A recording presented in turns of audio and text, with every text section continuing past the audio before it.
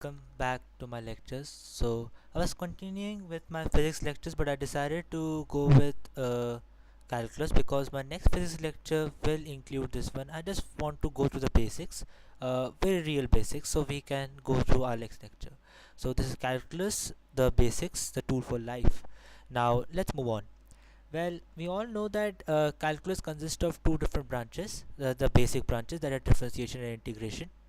And it should be very well noted that differentiation and integration are reverse operations. Like if you do differentiation, you can come back to the original function using integration. That's the main point, which we'll discuss in the next slides. uh, Calculus is quite wide because it contains a lot of classifications, and the most important classification is one of them, that what is included in calculus. The calculus also contains different types of classification, like multivariate calculus, single variate calculus, dual variate calculus, like that.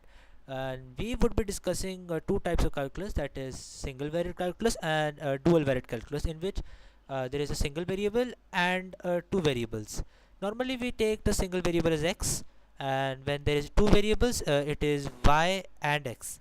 Okay, so differentiation, now it looks something like that. Dy by dx equal to m.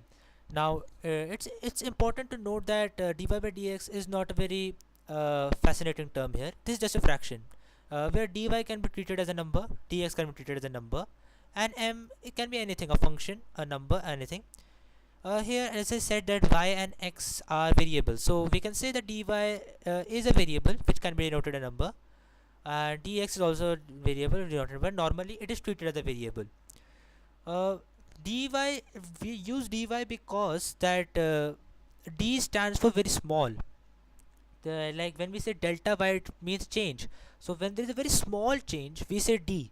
So it's dy and dx, so it's just a normal differentiation term, dy and dx, where dy is very small, dx is very small, but when these two are divided together, this turns out to be a finite value, a value that is countable.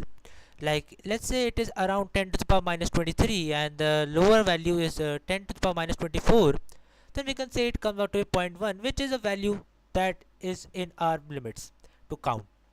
So that is what differentiation look like. It is not a very fascinating term, but it's just a fraction which is equivalent to any number, a function, or a variable. Integration, well, integration looks like something like that. There is the integral symbol, and we have a variable y here and the variable here. Now it's very important that normally we say that dx is a very infinitesimally small thing. Like it is around, as I said, example 10 to the minus 24, whereas y, a variable, can be given that value. We don't normally take that. We normally take dy for like values like that. Y can be a very a number like 3 or 2. Then how can we relate this to? You may say that we are multiplying m, but I say that in the last slide, that m is like it came out to be 0 0.1.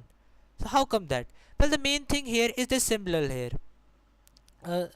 This symbol here, this one, is the main thing here. The symbol denotes a elongated s, where the s stands for summation.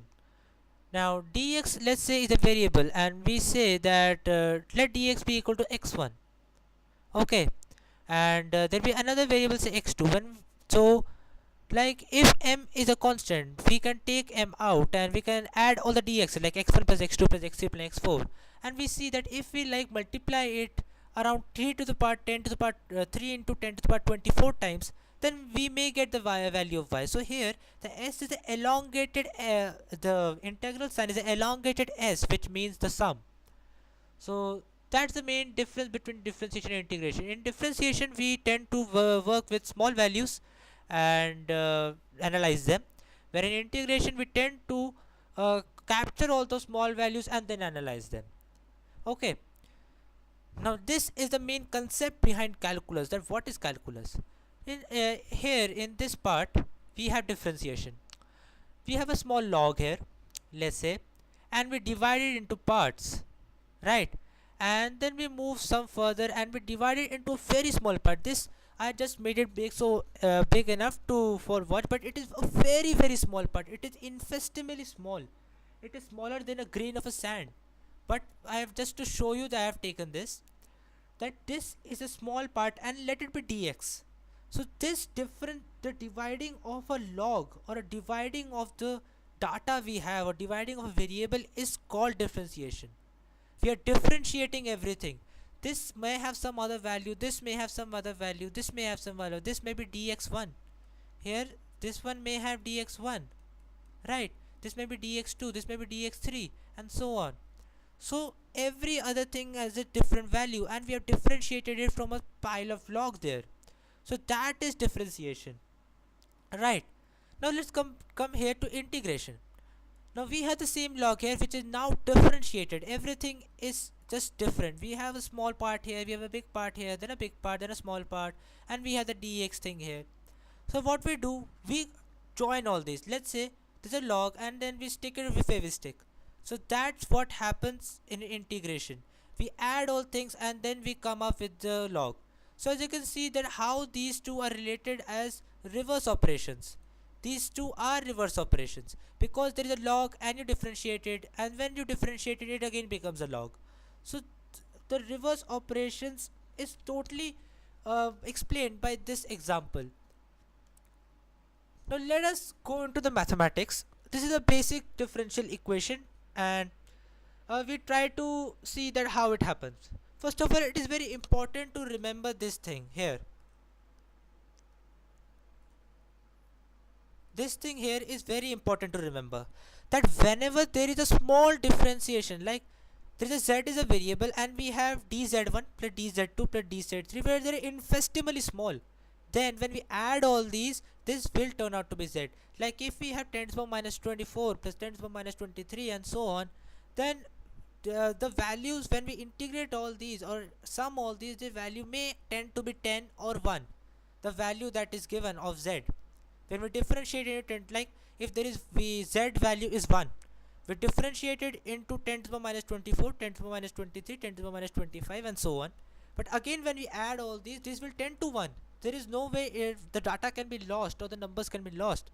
So this is a very important point here, that it always tends to the variable that is given. Now let us say this is a differential equation, moreover a fraction, as we say dy upon dx is equal to m, where m can be a function, a variable, a number, anything. So we have a small fraction dy is equal to dx is equal to m. Now we cross multiply, we take the dx, we take this dx here, right, and we say dy is equal to m into dx, which is cross multiplication. We can do that, we multiply here by dx and we multiply here by dx, so this will give the same value. Now we have dy is equal to m dx. Now what we do, we integrate both sides, we put this symbol here. This symbol is enough to tell us that we need to sum all these. We need to sum all the dy's, we need to sum all the dm into dx, right?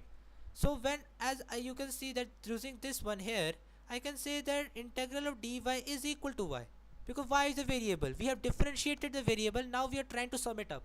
So there where y comes in picture, and here m is a function, is a variable, it anything. So when we multiply m with dx, now let us say we have this example again. Here let us say I multiply each and every part with a different number. Say I multiply with well, say the variable is x, I multiply it with x square, I multiply it with x cube. So there is a different function which we need to multiply. So we cannot directly integrate it. We need to find out that what the value is coming, then we need to sum it. First need to multiply and then we need to sum it.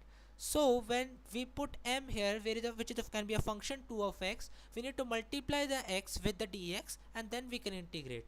So that is the rule of integration, which we will learn in the next lecture also. So today we are just talking about the basics, that how differentiation and integration are related, how we can move from differentiation to integration, right? So for main things that are to be remembered, the differentiation and integration are reverse operations. Differentiation none other than a fraction, and it is equal to a finite value, where dy and dx are infinitesimally small values. Integration is the summation of all these small values so that we can give a finite value. And also the integral of a small part of any variable, as integral of dz is always that variable, right? So that is all for today. We have